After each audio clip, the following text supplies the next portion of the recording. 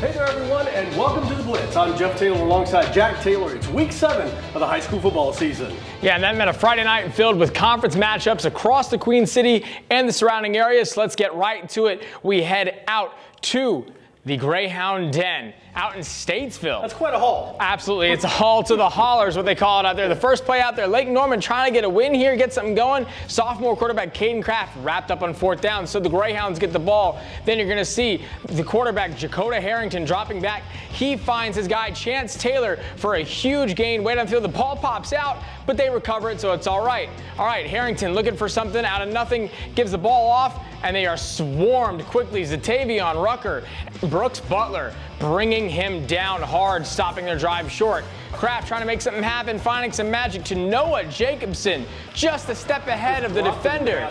Yeah, a huge play to get scoring going. That would open the floodgates for Lake Norman. You're going to see they would continue to score on throughout the entire night, and the Greyhounds are undefeated coming into this game for their first game in conference play, but that would not continue. Allen Jones bullies his way in for the touchdown. He would not be denied there. They would go on to win this game and shut out the Greyhounds as well, 35-0. Congrats to them. All right, up next, we head to Audrey-Kell, who played host to Palisades in a Southwestern 7A, 8A matchup. First conference game for both. Early on, neither team could get anything going. Palisades, watch the run. Wow. He's not even down yet. Great run, but guess what? We had a little yellow on the field there. Penalties killed him all night long. The Knights of AK would get some offense late in the second quarter. Khalib Rodriguez would be on the receiving end of this pass. He'd take it down to the Palisades 5-yard line, setting up 1st and goal. Right? Easy for AK, right? Yeah. No. You think it would be. They would run 3 plays, and they would get stopped short of the goal every single time, lining up a 4th and goal. So what do? Philly, a little tush-push high school edition. Now here's the deal. Did he get in or not? We can play the Jeopardy theme song. Call it. Call it. Call it. I mean, the poor ref, what's he supposed to do? Come on, you gotta and there you go. Touchdown for AK, but in the end, Palisades, they would get the win in this one. Sloppy 14-11. Congrats to Palisades on that one. Yeah, it's a big win, though, for that crew. Absolutely. All right, heading back out to the Northern Piedmont Conference. You see the Blue Devils defense fighting hard against the Vikings. They get the ball. Brody Norman is going to do what he's done all season long. Find the big man, Gavin Barber, the App State commit, who's just is a bully all over the field. Picks up enough for the 1st down. That was 4th down, by the way. Gets him in good field position, and a few plays later, they are exactly where they want to be in scoring position. Give the handoff to Jadarius McCombs, outruns everybody. He did get the ball across, and then he ran off the field out of frame. So final play before half, Brody Norman, they get the ball back right to Gavin Barber, walks in untouched for the touchdown. Now, I will say, there was a second left on the clock, so I said, all right, I got to get back here. You got to get back. It's a long trip. I leave, and the first few kickoff returns were all touchbacks, but this one, South Iredell took the distance all the way back the other end for their only touchdown. But as you can see, the score didn't really have a big impact. 48-10 win for Mooresville. And congrats to Brody Norman. Yeah, he'll be playing in the Shrine Bowl. Absolutely, both, and Gavin Barber as and well. Gavin Barber, exactly. All right, hey, don't go anywhere. We have more of the Blitz coming at you next. A recap of our WCCB Game of the Week between West Charlotte and Independence. Yeah, but before we go to break, let's take a look at some of the other top matchups that took place across our area. You see there in Weddington shutting out Marvin Ridge 47-0, and Sun Valley getting a big win 35-3. That's big over Cuthbertson. Yeah, Country Day and Cannon very close to the end there. Not really sure. Right now, Cannon's winning 21-15, and then Mallard Creek getting a big win over North Mac. They needed that coming off loss last week. Kings Mountain shutting out North Gaston 65-0, and Crest getting the big win over South Point. Hey, Crest do what they do. Yep. All right, we'll be right back.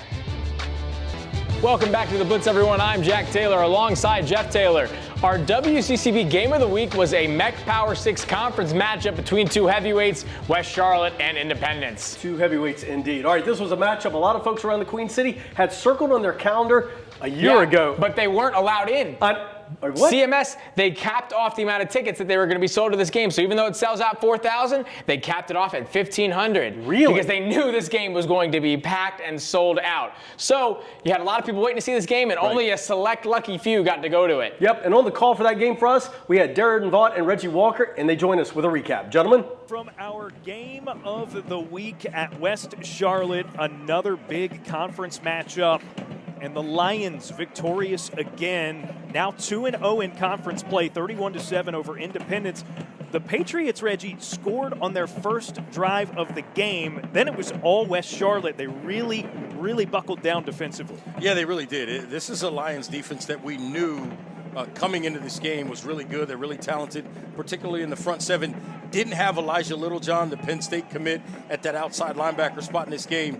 But defensively, they were dominant. They got the running game going in spots. And then Jamori Nichols in that downfield passing game with Dante Nicholson really stretched this defense out. You saw Sincere Gray, a 47-yard touchdown run in the first quarter. That was Nichols to Landon Gilmore, 26 yards for the touchdown. One of 3 touchdown passes again for Jamori Nichols. So that's 2 weeks in a row. He had 3 touchdown passes and 1 touchdown run.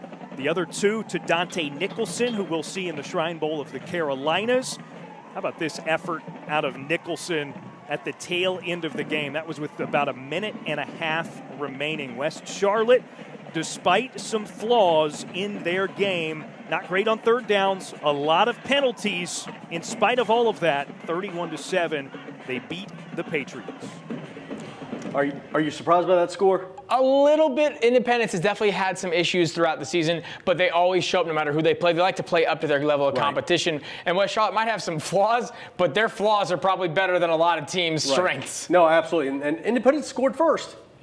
But that's why we play the game. It's hard to beat West Charlotte at that stadium. I agree. No, I agree. All right, on we go. Concord taking on J.M. Robinson. Both teams undefeated in conference play. Only one's going to stay that way. The Spiders striking first. Jaden Culbertson finding himself alone behind the defense, turning that pass into a 46-yard score for the Spiders. But J.M. Robinson does not stay quiet for long. The second offensive play for the Bulldogs, and L.J. Watson finds the short pass and takes it 80 yards for a touchdown. You got to close down, especially in these short yardage situations. He was chugging it. He was chugging it. I don't know how number one's going to get some flack for that play come Monday, because I don't know how he'll make that tackle. All right, next play, possession for J.M. Robinson, and Ennis Styles taking the handoff, goes 32 yards for the score.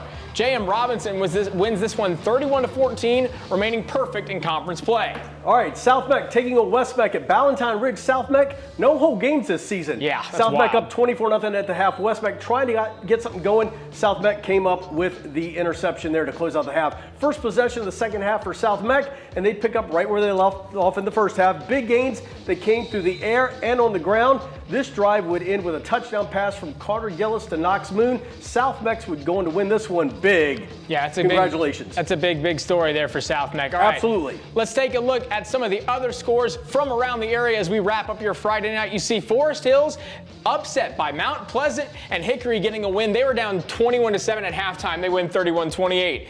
Going on now, you see it. We've got A.L. Brown losing to Olympic in conference play. That's kind of shocking. And then Providence, good for them. East Meck, they're on a roll. Absolutely. And then last but certainly not least, some South Carolina scores. Nation Ford was losing to Indian Land, is perfect in the fourth quarter. We'll see how that goes out. Northwestern getting a win over Clover 52-24. And it was a beautiful night of football. Absolutely. That's it for the Blitz in Week 7 of the high school football season. Yep. Stay tuned. Up next, the WCCB News Edge. We'll see you next Friday on the Blitz. Enjoy your weekend, everyone.